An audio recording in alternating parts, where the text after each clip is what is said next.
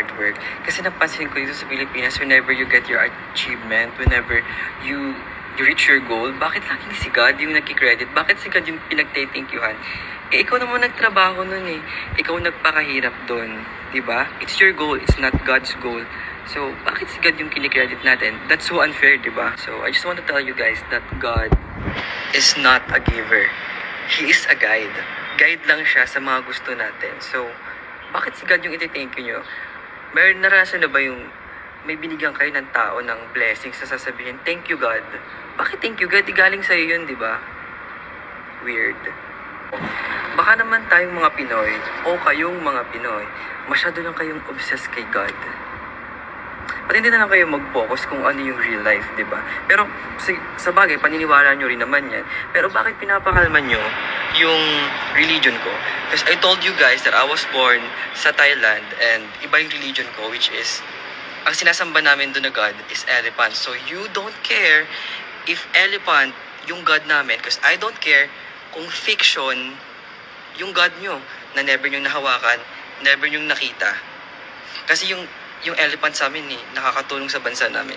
Eh yung fictional nyo na gods. And yun lang guys, gusto ko lang na irespeto natin yung paniniwala ng bawat isa. We all know naman na human-made lang yung mga God na yan, sinulat sa libro. At iba-iba yung God ng iba't ibang bansa. So, there's thousands of gods and you don't even know kung anong God yung tama doon. Hindi mo nga alam kung tamang Diyos ba yung sinasamba mo. Pero actually, Christians lang naman yung may impyerno. Siyempre, sila tong sikat. Matatakot ka mapupunta ka ng hell. So, what if maling God yung sinasamba mo? Papunta ka ba sa impyerno? Tama ba tayong mga Pinoy sa sinasamba natin? Tayo pa talaga na mahirap na bansa. So, what else yung mayayaman na bansa na may ibang God? Mali ba sila? Bakit sila yung mayaman? Bakit mahirap ang Pilipinas?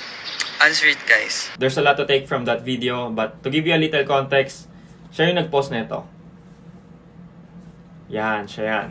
And ang dami nag-tag sa akin dyan, pero hindi ko ginawa ng video kasi hindi naman siya surprising para sa akin. Kasi as a Christian, di ba, we should not be surprised when worldly people acts like the world. But this time, gumawa na siya ng video. Actually, medyo matagal na yung video na yan. Ngayon ko lang nakita dahil sa mga tags ninyo and gusto ko mag-react dun sa mga ibang sinabi niya sa video na yon. Hindi lahat. Kasi kahit anong Bible verse ang i-quote natin, ang ibato natin dyan, hindi maniniwala yan because he doesn't believe in the Bible. He doesn't believe in the God of Christianity. Kasi yung Diyos niya ay elepante daw. Pero sinabi niya sa last part ng video na agnostic daw siya. So I'm not sure kung alam niya yung definition ng agnosticism. But agnostic means yung human's reasoning ay hindi kaya i-justify yung existence ng God.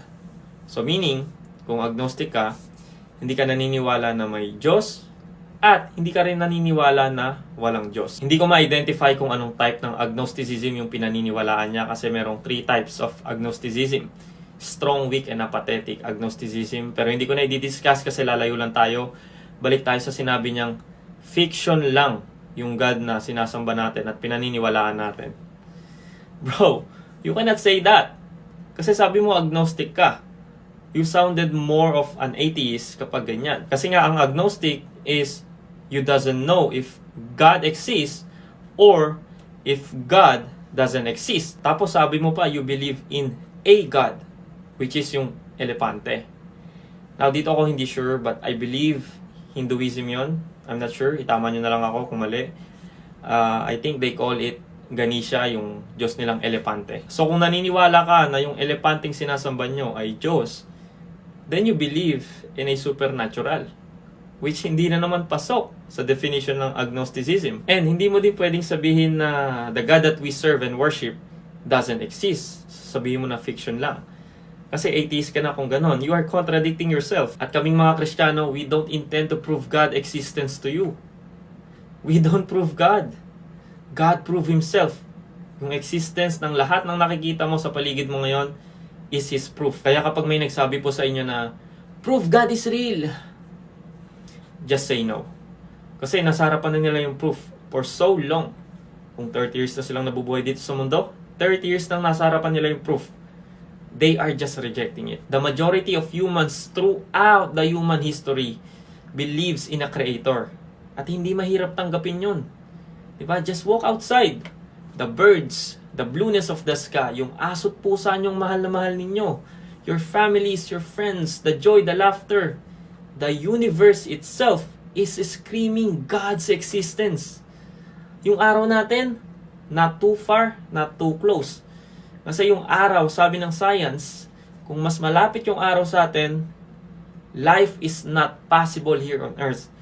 Kung mas malayo naman ng konti yung araw, hindi pa rin posible ang buhay dito sa mundo. The proof is all around you. You are just rejecting it because of pride. Sa katawan mo pa lang, huwag ka nang lumayo. The miracle of the human eye. Your brain, di ba? And some people believe there was a big bang. May malakas na pagsabog. And after billions of years, napunta ang lahat sa kanilang perfect position. Diba? Ang distance ng Earth sa araw, yung oxygen dito. Yung analogy kasi nila is parang ganito. For example, salamin to. Okay? Itong salamin, babasagin ko. So, syempre, magiging pira-piraso yan. Iwan ko sa lapag, yung pira-pirasong binasag kong salamin. Hindi ko gagalawin. Walang gagalaw, ha? And after billions of years, mabubuo yan ng perfecto uli. Parang ganun yung analogy nila eh. Tapos paulit-ulit niyang sinabi na respect na lang. Pero tinatawag niya tayong weird. Dahil nagta-thank you daw tayo kay God kapag may na-achieve tayo. Tapos tinawag niya rin fictional yung Diyos natin. Bakit si God yung iti-thank you nyo? May naranasan na ba yung may binigyan kayo ng tao ng blessings na sasabihin, thank you God?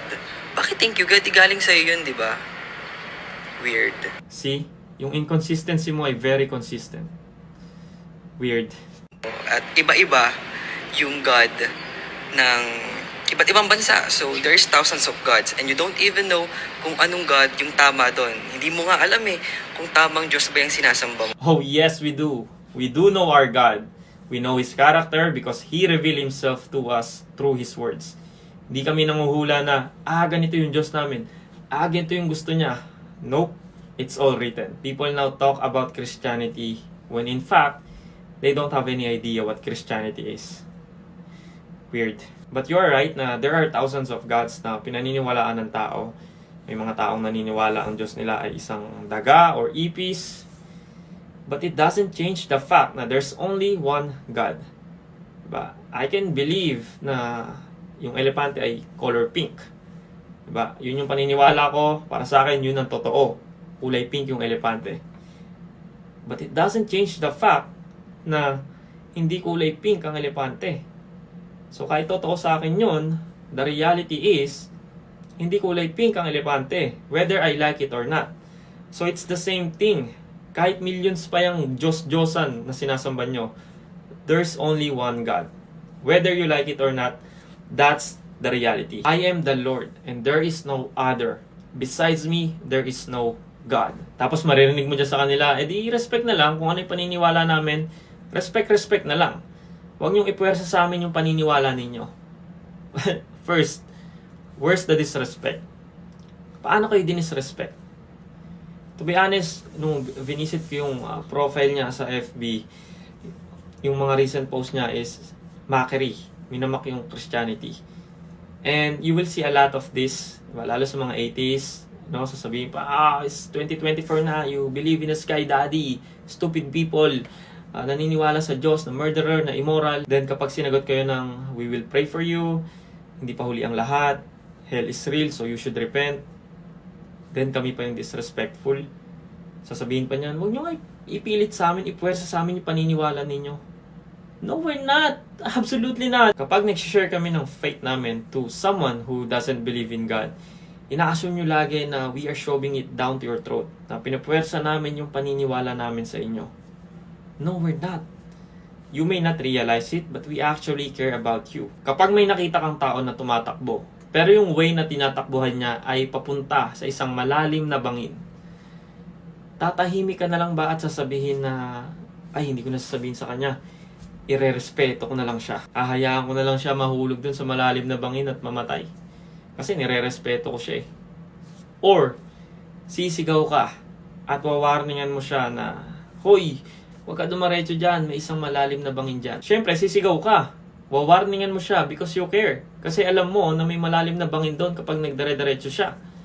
And it's up to him kung makikinig siya or hindi. Pero actually, Christians lang naman yung may impyerno. Siyempre, sila tong sikat. Matatakot ka eh. Mapupunta ka ng hell. So what if maling God yung sinasamba mo? Papunta ka ba sa impyerno? So, tunay ba yung hell? Ano nga ba yung hell? Bakit ba tayo naniniwala sa hell? And bakit ba itong mga Kristiyano na to ay kumbinsido sa sarili nila na yung Diyos na sinasamba nila ay ang tunay na Diyos? Blind faith lang ba yan? Well, our foundational truth is Jesus. And I challenge you, let's be real here, okay? Maglaan ka ng oras to study Christianity. As in, paglaanan mo ng oras kung gusto mo talaga mahanap yung katotohanan. Study Christianity, study the Bible, study Jesus' death, burial, and resurrection. And I'm telling you, you will end up believing in God. Because the evidence, the historical evidence about Jesus' existence is so strong, you cannot deny it. And if Jesus really exists and died and rose from the dead, then everything in the Bible is true. Why? There are so many prophecies has been fulfilled. Ba, sa Old Testament pa lang. Sa Daniel's prophecy pa lang, okay? Not mentioning yung mga na-fulfill ni Jesus na prophecy sa Old Testament. Not mentioning the historical evidence about Jesus. Kaya hindi lang kami blind faith na, basta maniniwala ako sa Diyos kasi ito yung kinalakihan ko, ito yung sinabi sa akin. No. Though may mga taong ganon, but there's nothing wrong with it. But if Jesus really exists, then everything in the Bible is true. Why? Because of the prophecy na na-fulfill ni Jesus. Sobrang accurate, it will blow your mind. That's why we believe in hell, because Jesus talked more about hell than heaven. Kaya hindi mo pwedeng sabihin na sa Christian lang nag-a-apply yung hell. Because truth is truth. Lahat tayo mamamatay, and truth will apply to all. Walang exemption, because that's the reality. Hindi lang sa Christian mag-a-apply yan. That's why I challenge you, kung naglalaan ka man ng oras na mag-aral about atheism, why also take time? As in, same effort and time na nilalaan mo to study about atheism, ilaan mo rin yan sa pag-aaral about Christianity, about Jesus, about the Bible. Huwag lang puro pakinig sa favorite na atheist mo, na tiktokeries, na hindi naman pinapakita yung mukha, panay gawa lang ng edit, na, oh, God does not exist, hindi tunay ang Diyos, hindi tunay ang Sky Daddy na sinasamba nyo. Kahit dito sa FB page, ganun din, there's so many page, atheist page dito, na panay pang mamak sa Christianity ang ginagawa. So try to study. Be open-minded. Our God is a merciful God, and He always reveal Himself dun sa mga taong tunay na naghahanap sa Kanya. He always reveal Himself to those people who humble themselves. Don't just listen to someone. Don't just be influenced by someone's belief. Malaki ka na, Brad. Nasa tamang pag-iisip ka na. Ang Diyos, hindi siya mahirap hanapin. At kung nakaka-receive ka ngayon ng maraming hate messages from professing Christians, I'm telling you, hindi lahat ng tao na nagsasabi na Christian sila ay tunay na Kristiyano sila. And God will judge those hypocrites. So, we will pray for you. God bless you. And continue seeking God. Continue seeking the truth. And the truth will set you free.